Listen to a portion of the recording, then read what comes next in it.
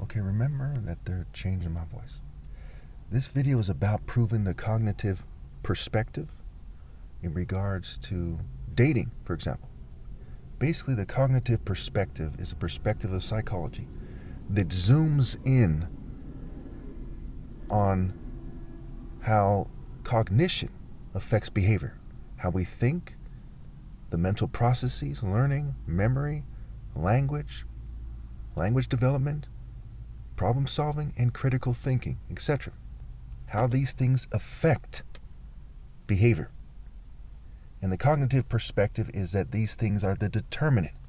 Now keep in mind, we have to make the distinction between the cognitive perspective and the biological perspective, for example, which focuses on biology and not a kind of wholesome approach to understanding mental processes.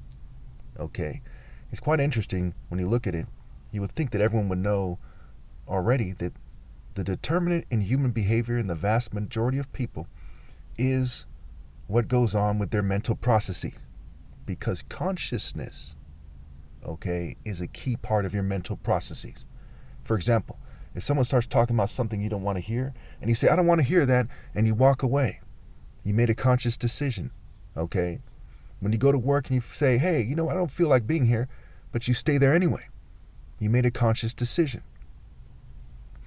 Now, there's also a humanist perspective that argues that behavior is determined by us choosing our paths and making individual choices and striving for personal growth. So what's the difference? Well, part of the difference is in humanist philosophy. Okay, the exact arguments of the psychologists themselves. Okay, they kind of get grouped together in the humanistic perspective. The difference has to do with the mental processes. What causes the mental processes? What do you need to do to adjust them? So a martial art instructor would say, hey, you have to work on your mind, body, soul, and spirit. And that will change your mind and change your mental processes. Okay? And it also has to do with whether or not you're looking toward things like reproduction, towards biology. The biological perspective, okay, overlaps with the cognitive perspective, and so does the humanist perspective. It's what's the determinant. And that's why there's the pictures on the screen. When we're talking about the vast majority of people, we're talking about the determinant is their brain function and why it's functioning that way. It's a mix between nature and nurture, between what you were born with and your experiences in life, okay, and the resulting mental processes. So how you think consciously affects your behavior. Now, why do you think that? How do you think? Why is it that you think that way? You think that way because of your genes mixed with your conscious decisions. So it's not just your conscious decisions, which is what the humanists would say. You say, well, the genes, not so much. We're all the humanist to make a long story short, the humanist downplays that people have bad genes more often than not, because the humanist is a kind of ass kisser. They say, well, that's what it means to be human. They're kind of like a communist, right? They think everyone is exactly the equal, and they just have to, see a psychologist and work on their decisions there. Where the cognitive perspective is starting to point elsewhere. It's saying, hey, maybe this person has a bad brain. Maybe this person needs something more than a psychologist, though there are cognitive psychologists, mind you. But if you really think about it, it goes beyond psychology, what they're talking about. It goes into the realm of religion. It goes in the realm of martial arts. Okay? Do psychologists make ideal people, or do martial art teachers? And why? Which goes back to mind over matter. But it's more than striving for personal growth. It's also how your brain is responding to things. Martial arts forges the brain. It doesn't just change your mind like a psychologist would. The strikes affect your brain, like your frontal lobe, right? Your movements are in the same part of the brain as critical thinking and sexual behavior, okay? And language and things like this. You should know that I'm right, because if someone's hit in the head really hard, that might change their behavior, because it changed their brain and their mental processes. Now, if somebody's born retarded, that changes their behavior, or it affects their behavior. Now, people on the spectrum of retarded more often than not. That's why I put those pictures on the screen, okay? Because they reflect or they illustrate, what we often see in people. We see a bunch of dumbasses everywhere, dumb cheerleaders, dumb jocks, dumb emos, dumb rockers, groupies, hip-hop groupies, R&B groupies, pop stars, Lady Gaga fans, dumbasses as far as the eye can see. Just because someone isn't retarded doesn't mean they're not dumb in a way that affects their behavior. Now we have to understand what is ideal when we're talking about dating. Okay? Is Tesla ideal? No. He's just a scientist. He misses the point of life. A lot of people don't want to admit that to themselves. So just because someone's Einstein or Tesla or Niels Bohr or Isaac Newton or whatever, Leibniz, doesn't mean that they're the ideal date. They're just a scientist. Just a boring scientist. A nerd is someone who is boringly studious. They're a boring, foolish and contemptible and romantically worthless scientist. No offense to anybody, but this has to be said for you to understand the science of this, ironically. So what is ideal? Is Captain America? No. He's a propaganda, the guy who played Captain America, he's just an actor. The idea that's superimposed on some golden boy propaganda guy, that's a lie.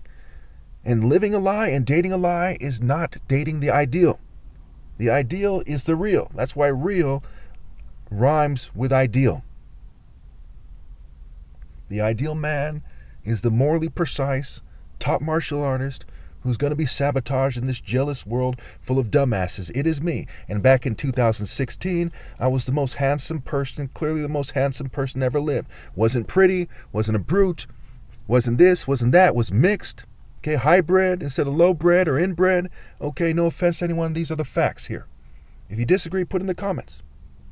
But when you look at it logically, you look at it scientifically, the ideal person is going to be mixed. He's not going to be somebody who, after thousands of years, of living in a multicultural place or hundreds of years, is going to still be one race. That's ridiculous. That's closed-minded. That's not intelligent. That's not transcendent. That is simple. That is foolish.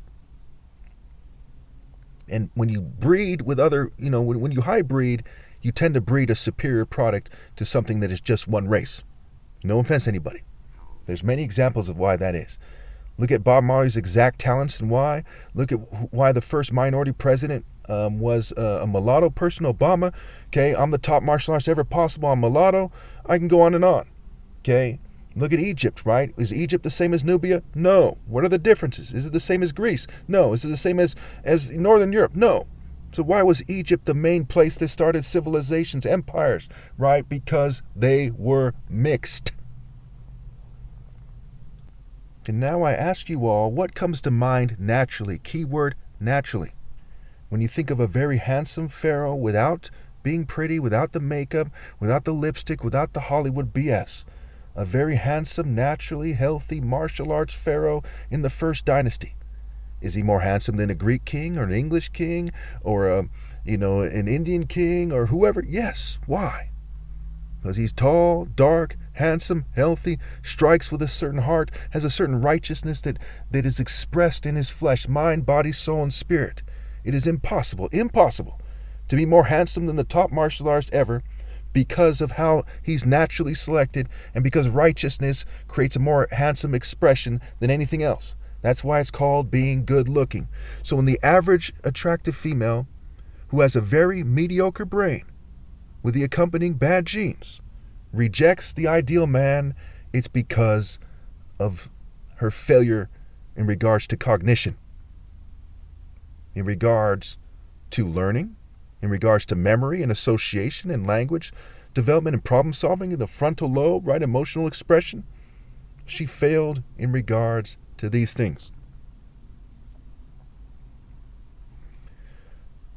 They have lots of clear-cut evidence that shows them that they should see me as the ideal and to die for boyfriend. Going back to the Egyptian argument, okay, no matter what race you are. Why do you perceive that Egyptian pharaoh to be more handsome than other people? More handsome than Usher? More handsome than Kobe Bryant? Why? Because he's not a mere singer. Not some pretty boy, he's a mere singer. He's not a mere basketball player. He's a righteous man who established the throne in righteousness and made the greatest empire of the ancient world. Okay, arguably the greatest empire of all time. There's the sand. There's the beach.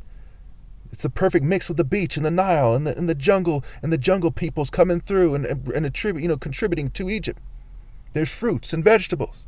There's a certain process that's taking place there that is ideal. The reason why people don't want to live in the snow and be miserable, they want to be by the beach for the most part, because that's what forges the ideal person. No offense to anybody. We see Amos, who says, "Are you not like the Cushites unto me, O children of Israel?" In Amos 9:7. In Amos 5:7, it says, there are those who turn justice into bitterness and cast righteousness to the ground. And in the book of Daniel, they talk about sevens. There are those who turn romantic justice, in fact, into bitterness and cast righteousness to the ground. Why? Because they have inferior brains and inferior genes. That's why the white man, in all of his racism and arrogance in popular culture, made the Warcraft movie where you have orcs and human beings, right? The Lord of the Rings, for example. They say, we are fairies and we're humans and we're ideal, and everyone else is an orc. Okay?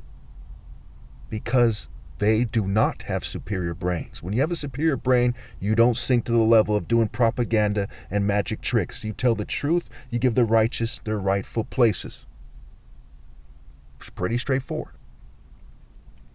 In fact, it's so clear-cut that we see the studies that show that moral intensity increases judgment. If moral intensity increases sound judgment, what about he who is the most morally intense? Okay? And why? How did he get there? He got there from genetics and him making that individual decision to strive for personal growth. But a lizard cannot get there. A dog cannot get there. The females on the stream could not get there. How do you get to the top position of all time? With a superior brain as a result of superior genes. And that comes with the superior cognitive processes, which are like the foundation, so to speak, of all wise action. Okay, but the true foundation is God, but in that scientific sense, it's that form of a foundation. Thank you.